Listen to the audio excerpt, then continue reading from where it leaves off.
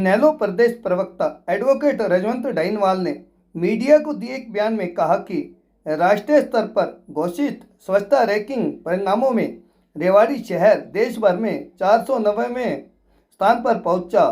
इसके साथ ही हरियाणा में प्रदेश में 57वें पायदान पर आया। ये हालात रेवाड़ी वासियों को शर्मसार करने वाले हैं, जिसके जिम्मेदार स्थानीय विधायक हैं। ये हालात तो तब हैं जब एनसीआर में आने वाला रेवाड़ी जिला तरक्की करने की बजाय गर्त में जा रहा है। अहिरवाल को लंदन, पेरिस, इंदौर जैसा बनाने की बात करने वाले अब अपनी गलतियों को मानने की बजाय और विकास के काम कराने की बजाय जनता के गाढ़े खून पसीने की कमाई को कैसे लूटा, इसके लिए योजना बनाते नजर आते हैं। स्वच्छता रैंकिंग में देश में 490वें रैंक व 22 जिलों वाले प्रदेश में 57वीं रैंक आना ये दर्शा रहा है। यह बहुत शर्म की बात है। रेवाड़ी विधायक झाड़ू लेकर फोटो खिंचवाने का काम कर रहे हैं। लगातार नगर परिषद की बैठकों में हिस्सेदारी के बावजूद भी नगर परिषद की हालात में शहर के हालात में सुधार की बजाय गिरावट आना भाजपा के विकास को आईना दिखा रही है। शहर में थोड़ी सी बारिश होते ही चारों तरफ पानी पानी हो जाता है। भाजपा नेता विकास की बातें करना जनता को गुमराह कर रहे हैं। डाइनवाल ने कहा कि अगर विधायक की मंशा सही है और विकास कराने की नीयत है तो शहर को लंदन, पेरिस तो नहीं बना सकते, लेकिन रहने लायक जरूर बनाया जा सकता है। ये तो कोई बड़ी बात नहीं है, क्योंकि इससे पहले भी शहर में गंदगी का अंबार लगा हुआ था। लेकिन इस चीज को हमें इस चीज पर सोचने की बड़ी बातें आती हैं कि किस प्रकार से हमारे यहाँ के विधायक लक्ष्मण यादव जी लंबे समय से फोटो खिंचाने का काम कर रहे थे और वो फोटो खिंचाने तक ही सीमित रहे। हमने उससे पहले बार भी ये कहा था कि विधायक जी का तो काम है, वो अपने काम को नहीं कर रहे, लेकिन कहीं ना कहीं झाड़ू लेकर खड़े हो जाते थे। तो उनका मतलब सिर्फ एक ही था कि किस प्रकार से वो मीडिया में अपनी फोटोएं, अखबार में अपनी फोटोएं दिखाए। उनको गंदगी से हटाने से कोई मतलब नहीं था, क्योंकि उनको जो जिम्मेदारी दी गई थी वो उस जिम्मेदारी को ना निभाने की बजाय और वो केवल और केवल फोटो खिंचाने तक सीमित रह गए। आज आपने देखा होगा कि हालात कि किस प्रकार से देश में रेवाड़ी का कहां नंबर आया है। 22 जिले हैं हरियाणा में और उसके बावजूद भी 57वां रैंक आया है। तो ये विधायक जी की ही मेहरबानी है, क्योंकि अगर वो प्रॉपर अपनी जिम्मेदारी का निर्वहन करते, अधिकारियों पर लगाम कसते, तो शायद आज रेवाड़ी की दशा कुछ और ही होती। नहीं विधायक जी, आप भी तो नगर परिषद की मीटिंग में उपस्थित रहते थे।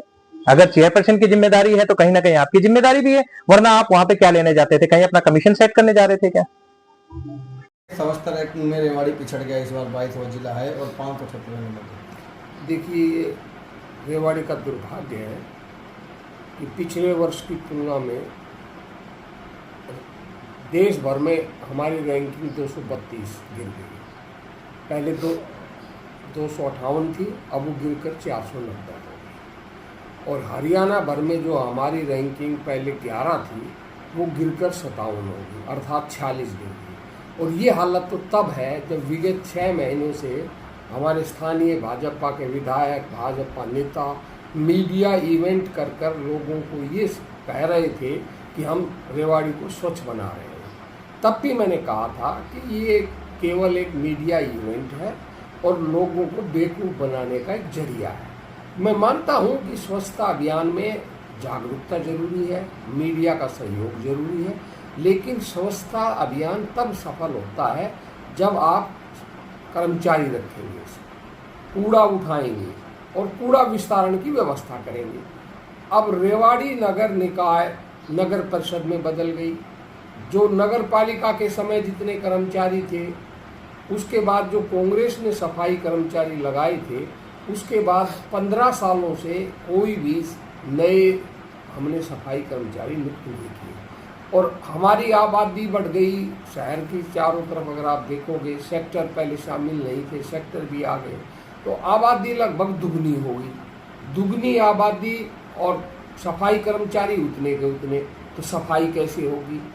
एक तरफ कूड़े के ढेर पड़े हैं, दूसरी तरफ आप एक दिन पूरे सरकारी अमले को, सारे कर्मचारियों को लेकर एक सड़क सफाई के लिए लगाते हो और फिर उसका परिणाम क्या होता है कि जो सफाई कर्मचारी दूसरे क्षेत्र में सफाई जिनको करनी चाहिए, जो उनको आवंटित है, वो एक सड़क पर लग जाएंगे, सफाई तो होगी नहीं, क्योंकि सफाई एक दिन का काम नहीं है, सफाई रोज का काम है। रोज कूड़ा होता है और रोज कूड़ा उठाना पड़ता है। इसका दोषी कौन है जो स्वच्छता में रेवाड़ी पिछड़ा है? देखिए, इसमें सबसे बड़ा तो सरकार तो होती है, जो भी सरकार होती है। इस समय भाजपा सरकार उसकी दोषी है।